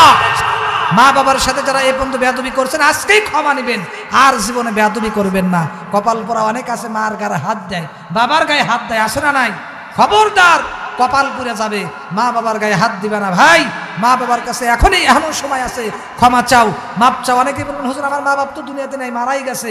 কবরে যা, কবর জিয়ারত করো আর আল্লাহর কাছে দোয়া করো, আর মা বাবার জন্য বেশি বেশি কাঁদো, আর মা বাবার খেদমত করো। বিশ্বাস করো, লাখ লাখ বার যদি হজ করো, যদি মা বাপ নারাজ থাকে, ওই হজের কোনো দাম নাই। হজের দাম আছে? কোনো দান সদকা, নামাজ রোজা কোনো দাম নাই। সেটা মা বাপকে রাজি খুশি রাখতে হবে। মা বাপকে যদি রাজি রাখেন, আপনি দুনিয়াতে যেখানেই যাবেন সবচেয়ে বড় চেয়ারটা মানুষ আপনাকে দিবে, সম্মানের চেয়ার দিবে, রিজিকে আল্লাহ বরকত দিবে, শান্তি দিবে। অনেকেই বলে দূর মা বাপকে দিলে লস হয়, এত টাকা কোত্থেকে দিব, স্ত্রী বলে এত দিও না। বিশ্বাস করেন ভাই, আল্লাহর কসম করে বলতেছি, আমি নিজে পরীক্ষিত। আমার মা বাপকে যখন টাকা দিই, সাথে সাথে আমি ডাবল পাই। আমি পরীক্ষিত। কি ভাই কথা ঠিক আছে কিনা বলেন? মা বাপকে দিবেন, বিশ্বাস করেন আল্লাহ আপনাকে আরো বেশি বেশি দিবে। মা বাপকে দিলে লস হয় না ভাই, লস হয় না, বিশ্বাস করেন। একদিন আগে হোক পরে হোক, 1 বছর পরে হোক, আল্লাহ আপনাকে আরো বেশি বেশি বেশি বেশি দিবে। সেটা মা বাপকে যারা দেয় না, এক পরিবারে 5 জন সন্তান, এক মায়ের 5টা সন্তান, দেখবেন কিছু ছেলে চালাক আছে, মা বাপকে দেয়, আর কিছু ছেলেরা মানে বোকা, ওরা মনে করে এটাই চালাকি, না দেওয়ার ভিতরেই চালাকি, বলে যে আমি দিব না, ওই তুই দেখবি। ছোট ভাইরে কয় তুমি দাও গা, আমার এত দেওয়ার সময় নাই। কথা বলেন ঠিক কিনা? বিশ্বাস করেন, আমরা 4 বাড়ির ভিতরে আমি সবার ছোট। আমি মাকে বলি কোনো ভাই না দিক, মা তোমার যত লাগে, যা কিছু লাগে আমি দেব, আল্লাহ দিবে, আমি ওসিলা। সুবহানাল্লাহ বলতেন না? সেজন্য আপনারা যদি চালাক হয়ে থাকেন, যারা বোকা তারা মা বাবার খেদমত করে না, মা বাপকে টাকা দেয় না, খোঁজ খবর রাখে না। আর যারা চালাক তারা বলে মা তোমার যত কিছু লাগে আমি দেবো, তোমার খাট আমি কিনে দেবো, তোমার এইটা আমি কিনে দেবো, তোমার সোয়েটার আমি কিনে দেবো, সাবান সুটা পাউডার যা লাগে আমি দিব। এইটাই বুদ্ধিমানের কাজ। এরাই চালাক সন্তান। দেখবেন যারা দেয় এবারে বলবেন তোমার যত ওষুধ লাগে আমি দেব। যারা দেয় দেখবেন আল্লাহ এদেরকে দেয়ও অনেক, ঠিক কিনা কন? কারণ মা বাপকে দিলে লস হয় না। মা যদি একটু দোয়া করে দেয়, মায়ের দোয়া আল্লাহর আরশে চলে যায়। সেজন্য সময় থাকতে মা বাবার খেদমত করবেন, মা বাপকে বেশি বেশি দিবেন। কারা কারা দেব দুহাত তুলে আল্লাহরে দেখায় দাও। লিল্লাহি তাকবীর। আল্লাহ কবুল করুন, বলেন আমিন। আল্লাহ ডাক দেয়া বলে, এ দুনিয়ার মানুষ, কত সুন্দর করে আমি আল্লাহ তাআলা এই জমিনটাকে বানাইছি, কত সুন্দর করে আমি আল্লাহ তাআলা বৃক্ষলতা তরুলতা গাছগাছালি বানাইছি, কত সুন্দর করে আমি আল্লাহ গাছপালা তরুলতা বানাইছি, কত সুন্দর করে আমি আল্লাহ সমুদ্র চন্দ্র সূর্য নক্ষত্র তারকাকে আমি আল্লাহ বানাইছি, কত সুন্দর করে আমি আল্লাহ মানুষ বানাইছি। এ বান্দা, তোর চেহারার দিকে তাকায় দেখ, কত সুন্দর করে তোর চক্ষুটাকে আমি আল্লাহ বানাইছি, কত সুন্দর করে তোর নাকটাকে আমি আল্লাহ বানাইছি, কত সুন্দর করে দুটা কানকে বানাইছি, কত সুন্দর করে তোমার দাঁতগুলা বানাইছি, কত সুন্দর করে আমি আল্লাহ তোমার জিহ্বাটারে বানাইছি, কত সুন্দর করে তোমার বডিটা বানাইছি। এরে আল্লাহর বান্দা, কেন বানাইলাম কেন? এর একমাত্র কারণ হলো আমি আল্লাহর ইবাদত গোলামি করবা। আল্লাহর গোলামি করা দরকার আছে না নাই? এই দুনিয়াটাকে সৃষ্টি করার পরে এরপরে আমি আল্লাহ আসমান বানাইলাম, যে আসমানের ভিতরে একটা খুঁটিও নাই, একদম খুঁটিবিহীন।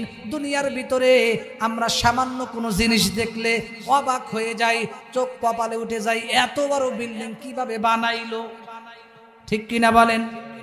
অথচ এত বড় আসমান, একটা খুঁটি নাই। আল্লাহু আকবার। একটা খুঁটি নাই, একটা খুঁটি নাই। আল্লাহ বলে, আমার আসমান নিয়ে তোমরা ফিকির করো, আমার সৃষ্টি নিয়ে ফিকির করো। দুনিয়ার ভিতরে মানুষ যখন কোনো কিছু বানায়, তাদের বানানোর ভিতরে একসময় ভুল হয়, এক এক সময় এক এক রকম হয়ে যায়, কিন্তু আমার নিয়মের ভিতরে কোনো ভুল নাই। আম গাছে প্রতি বছর আমই ধরে, কোনোদিন কি দেখছেন কাঁঠাল ধরছে? কাঁঠাল ধরে নাই। কাঁঠাল গাছে সারা জীবন কাঁঠাল ধরে, পেঁপা গাছে সারা জীবন পেঁপা ধরে, লিচু গাছে সারা জীবন লিচি ধরে। আল্লাহ বলে, আমার কোনো সৃষ্টির ভিতরে ভুল নাই, আমার কোরআনের মধ্যে ভুল নাই। এত সুন্দর করে আমি আল্লাহ তোদেরকে বানাইলাম, কত সুন্দর করে আমি আল্লাহ গাছপালা তরুলতা বানাইছি, কত সুন্দর করে আমি আল্লাহ সমুদ্র চন্দ্র সূর্য নক্ষত্র তারকাকে আমি আল্লাহ বানাইছি, কত সুন্দর করে আমি আল্লাহ মানুষ বানাইছি। এ বান্দা, তোর চেহারার দিকে তাকায় দেখ, কত সুন্দর করে তোর চক্ষুটাকে আমি আল্লাহ বানাইছি, কত সুন্দর করে তোর নাকটাকে আমি আল্লাহ বানাইছি, কত সুন্দর করে দুটা কানকে বানাইছি, কত সুন্দর করে তোমার দাঁতগুলা বানাইছি, কত সুন্দর করে আমি আল্লাহ তোমার জিহ্বাটারে বানাইছি, কত সুন্দর করে তোমার বডিটা বানাইছি। এরে আল্লাহর বান্দা, কেন বানাইলাম কেন? এর একমাত্র কারণ হলো আমি আল্লাহর ইবাদত গোলামি করবা। আল্লাহর গোলামি করা দরকার আছে না নাই? দুনিয়া সুন্দর করে আল্লাহ তাআলা বানানোর পরে এরপরে আল্লাহ তাআলা জিন জাতিরে বানাইলেন। জিন জাতি দুনিয়ার ভিতরে অল্প কয়েকদিন ইবাদত বন্দেগী করলেন, এক পর্যায়ে আল্লাহকে ডাকার আর কেউ বাকি থাকলো না, সবাই নাফরমানে লিপ্ত হয়ে গেল। এরপরে আল্লাহ জিন জাতিকে এই দুনিয়া থেকে হটায় দিলেন, জঙ্গলের দিকে পাঠায় দিলেন।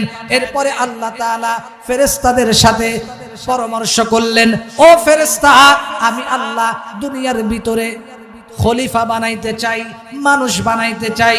ফেরেশতারা ডাক দেয়া বলে, আল্লাহ, আমরাই তো আপনার ইবাদতের জন্য যথেষ্ট আছি। ওগো আল্লাহ, আমরাই তো ইবাদতের জন্য যথেষ্ট আছি, আর মানুষদেরকে বানানো দরকার নাই। দুনিয়াতে তারা ঝগড়া ফাসাদ করবে, মারামারি করবে, কাটাকাটি করবে, হানাহানি করবে, একজন আর একজনের মাথা ফাটাবে, দরকার নাই। আল্লাহ ডাক দিয়ে বলবে, না না, আমি যা জানি তোমরা তা জানো না। এরপরে আল্লাহ তাআলা দুনিয়ার ভিতরে মানুষদেরকে বানাইলেন। আল্লাহ পাক রব্বুল আলামিন তামাম পৃথিবীটাকে কিভাবে বানাইলেন শুনলে অবাক হয়ে যাবেন। আল্লাহ পাক রব্বুল আলামিন সূরা কফের মধ্যে বলেন, ওয়ামা খালাকনাস সামাওয়াতি ওয়াল আরদা ওয়ামা বাইনাহুমা ফি সিত্তাতি আইয়াম।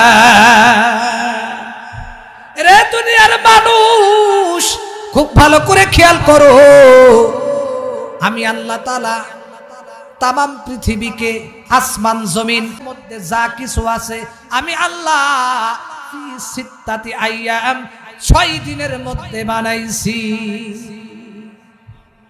হযরত আবু হুরায়রা রাদিয়াল্লাহু তাআলা আনহুকে আল্লাহর পয়গম্বর একদিন তার হাত ধরে আল্লাহর নবী ডাক দিয়ে বললেন, আবু হুরায়রা রে, এই জমিনটাকে আল্লাহ শনিবারের দিন বানাইছেন।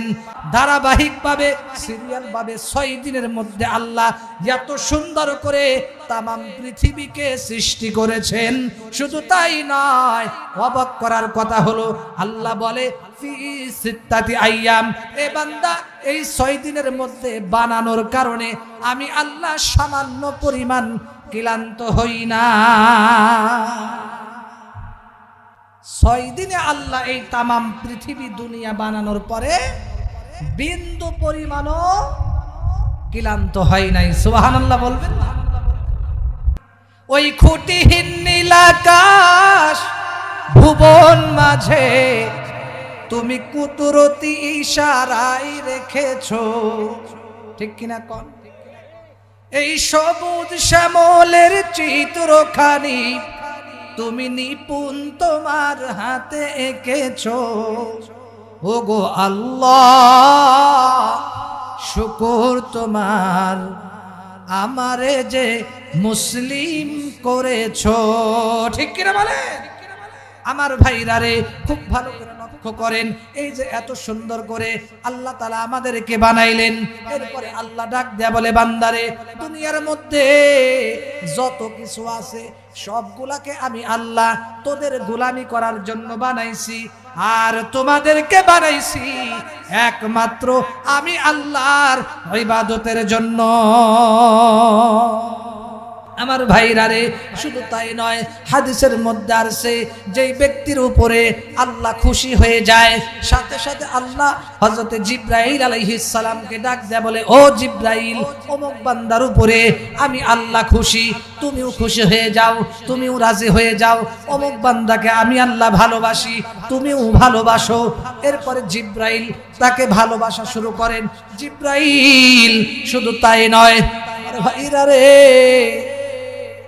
জিবরাইল এই কথা শোনার সাথে সাথে আসমানের মধ্যে যত ফেরেশতারা আছে সমস্ত ফেরেশতাদেরকে ডাক দেয়া বলে, এ আসমানের সমস্ত ফেরেশতারা, অমুক বান্দাকে আল্লাহ ভালোবাসে, আমি জিবরাইল ভালোবাসি, তোমরাও ভালোবাসো। এরপরে সবাই তাকে ভালোবাসা শুরু করে। আমার ভাইরা রে, শুধু তাই নয়, এরপরে আসমানের সমস্ত ফেরেশতারা, জমিনের ভিতরে যত ফেরেশতারা বিচরণ করে তাদেরকে ডাক দেয়া বলে, এ জমিনের ফেরেশতারা, তোমরা খেয়াল করে শোনো, অমুক বান্দার উপরে আল্লাহ খুশি, অমুক বান্দাকে আল্লাহ ভালোবাসে, জিবরাইল ভালোবাসে, আসমানের আমরা সমস্ত ফেরেশতারা ভালোবাসি, অতএব তোমরাও ভালোবাসা শুরু করে দাও। এরপরে সাথে সাথে আসমানের সমস্ত ফেরেশতারা ওই বান্দাকে ভালোবাসা শুরু করে। এরপরে কিতাবের মধ্যে লেখে, জমিনে বিচারণকারী সমস্ত ফেরেশতারা সমস্ত মাখলুকদেরকে ডাক দেয়া বলে, এ দুনিয়ার মাখলুকেরা, খুব ভালো করিয়া শোনো, ভালো করিয়া শোনো।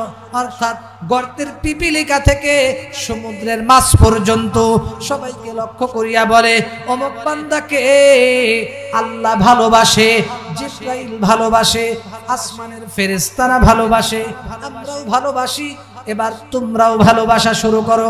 আমার ভাইরা রে, কিতাবের মধ্যে লেখে, এবার ওই বান্দাকে তমাম পৃথিবীর সমস্ত মানুষ সহকারে, আল্লাহ থেকে শুরু করে তামাম পৃথিবীর সমস্ত মানুষ মাখলুকাত সবাই ওই বান্দাকে ভালোবাসে। এবার আমি আপনাদের কাছে জানতে চাই, সবাই আপনাকে ভালোবাসুক, এটা চান কি চান না? আসলেই চান? তাহলে কিন্তু নামাজ পড়া লাগবে 5 ওয়াক্ত। আমার ভাইরা রে, আমার মা বোনদেরকেও বলছি 5 ওয়াক্ত নামাজ যতই কষ্ট হোক না কেন 5 ওয়াক্ত নামাজ জামাতের সাথে পড়া লাগবে, ঠিক কিনা বলেন? শুধু তাই নয়, স্ত্রীকে খাস পর্দা করান লাগবে। মা বোনদেরকে বলছি আপনারা যদি জান্নাতে যাইতে চান তাহলে আপনাদের সহজ আমল হলো 4টা আমল করতে হবে। 1 নাম্বার, মা বোনদেরকে বলছি যেহেতু কষ্ট করে মাহফিলে আসছেন আপনাদেরকে বলছি 1 নাম্বার 5 ওয়াক্ত নামাজ পড়বেন। কোন একদিন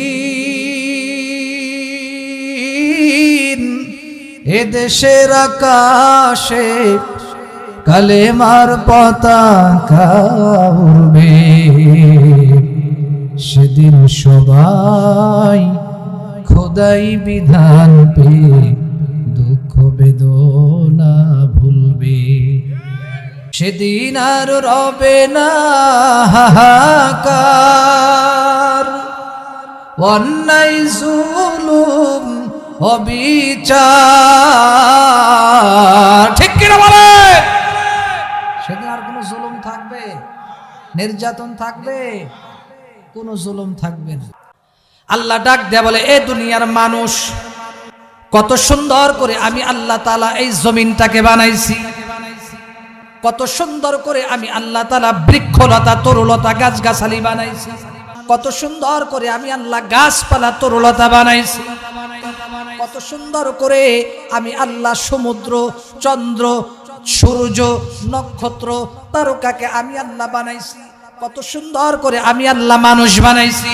এ বান্দা, তোর চেহারার দিকে তাকায় দেখ, কত সুন্দর করে তোর চক্ষুটাকে আমি আল্লাহ বানাইছি, কত সুন্দর করে তোর নাকটাকে আমি আল্লাহ বানাইছি, কত সুন্দর করে 2টা কানকে বানাইছি, কত সুন্দর করে তোমার দাঁতগুলা বানাইছি, কত সুন্দর করে আমি আল্লাহ তোমার জিহ্বাটারে বানাইছি, কত সুন্দর করে তোমার বডিটা বানাইছি। আরে আল্লাহর বান্দা, কেন বানাইলাম? কেন? এর একমাত্র কারণ হলো আমি আল্লাহর ইবাদত গোলামি করবা। আল্লাহর গোলামি করা দরকার আছে না নাই? এই দুনিয়াটাকে সৃষ্টি করার পরে এরপরে আমি আল্লাহ আসমান বানাইলাম, যে আসমানের ভিতরে